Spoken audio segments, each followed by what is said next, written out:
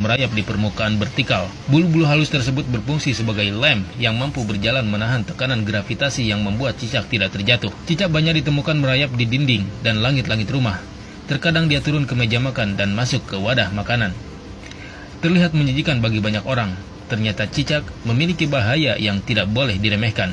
Tahi atau kotoran cicak terkandung bakteri salmonella yang bila masuk ke tubuh manusia bisa menyebabkan demam, diare, dan kejang pada bagian perut. Bisa kita bayangkan saat cicak buang kotoran dari langit-langit rumah lalu jatuh ke lantai, baju atau badan kita, atau jatuh ke makanan, tentu sangat bahaya. Di situs Dokter Sehat dijelaskan salah satu jenis bakteri yang ditemui di dalam tubuh cicak adalah Escherichia coli atau E. coli. Bakteri E. coli dikenal luas sebagai salah satu penyebab utama sakit perut atau gangguan pencernaan lainnya. Karena alasan inilah, ada baiknya kita memastikan bahwa lauk atau makanan yang akan kita konsumsi ditutup dengan tudung saji dengan rapat sehingga tidak akan mudah dimasuki oleh cicak.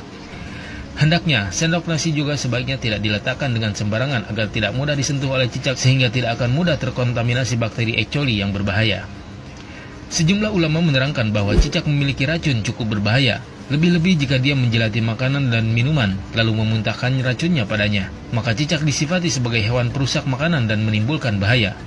Karenanya, cicak disifati sebagai binatang pengganggu dan berbahaya seperti tikus, ular, dan kalajengking. Cicak masuk pada ujian madarat di samping ujian keimanan. Ya, ada madarat. Bukankah ketika cicak datang menandakan bahwa banyak kotoran yang ada di situ? Ada bakteri E. coli yang dia bawa. Ada kotoran-kotoran yang ada di sekitarnya. Yang dimakannya pun yang kotor juga. Apa makanan cicak? Nyamuk. Nyamuk. Jadi ini menandakan bahwa ketika cicak hadir itu dia diciptakan oleh Allah. Bukan diciptakan untuk dibunuh. Diciptakan untuk menandakan ada madarat di sekitaran itu dengan kotoran-kotoran. Makanya diciptakan oleh Allah untuk menunjukkan ini ada yang kotor, ada yang gak bagus termasuk dirinya sendiri.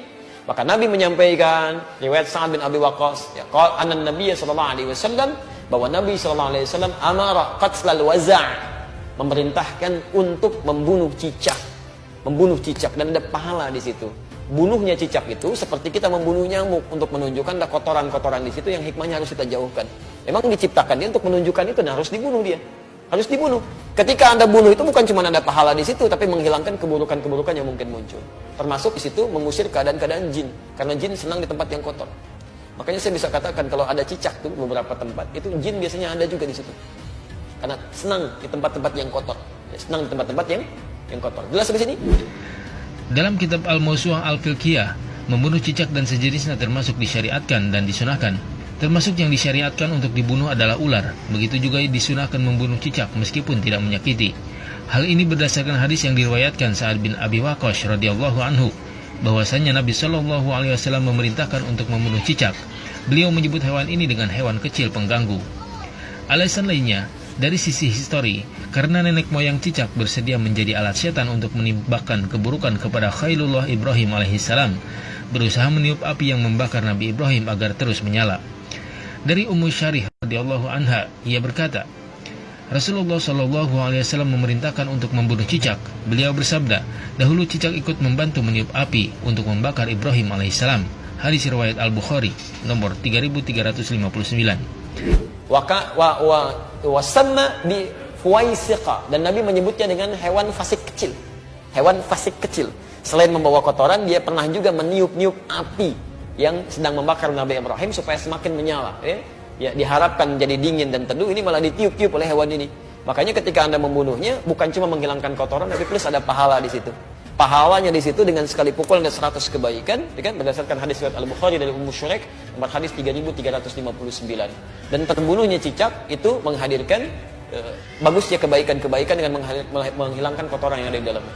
Jelas di sini? Cicak salah berpihak sehingga menyebabkan dirinya mendapat predikat buruk.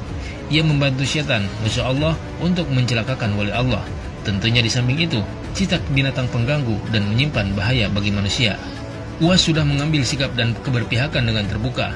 Karena itu jangan sampai kita seperti cicak yang karena kesalahannya dalam berpihak ia dihukum oleh Allah Azza wa Jalla. Tulis Ustaz Fuaz Al-Hazimi di akun Facebooknya. Wallahu a'lam.